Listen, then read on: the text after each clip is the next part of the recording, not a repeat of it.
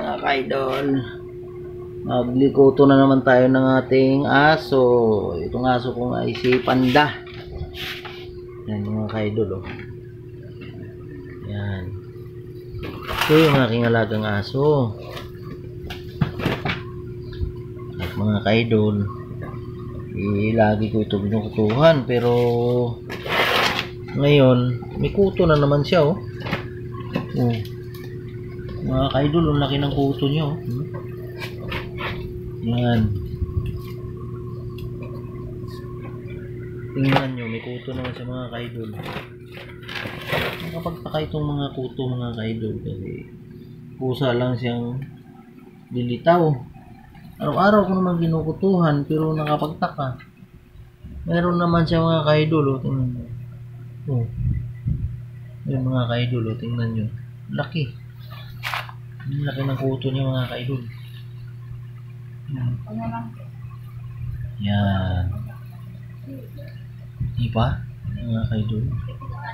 May kuto naman siya, oh. Nilagyan ko na rin ito mga pulbo, kung ano-ano na pinaglalagay ko, pero hindi pa rin talaga mawala. Yung aking mga aso talaga, mga kaidol. Lagi lang talaga. Pero ang bait niya. Hindi siya nag-ano pag magas kukutuhan. Mga kaidol, ito siguro natutunan ko rin sa mga aso. Talagang hindi talaga maiwasan pala sa kanila yung may kuto. Ganun lang mga kaidol, itong aso ko halos naman araw-araw, pero pag isang gising mo sa umaga, meron na naman siya.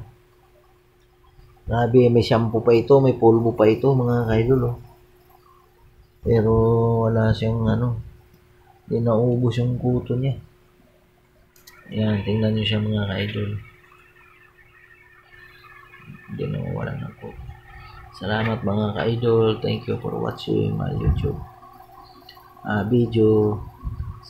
Shout out sa mga viewers ko dyan sa ibang bansa, yung mga OFW at dito sa Pilipinas. Lahat na nag-subscribe sa akin, maraming salamat mga viewers ko, silent viewers. Maraming salamat sa inyong lahat.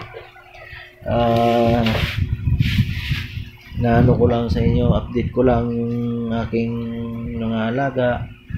Tsaka mga ka-idol, maraming salamat pala sa suporta ninyo sa aking YouTube channel. Thank you. God first. Bye-bye.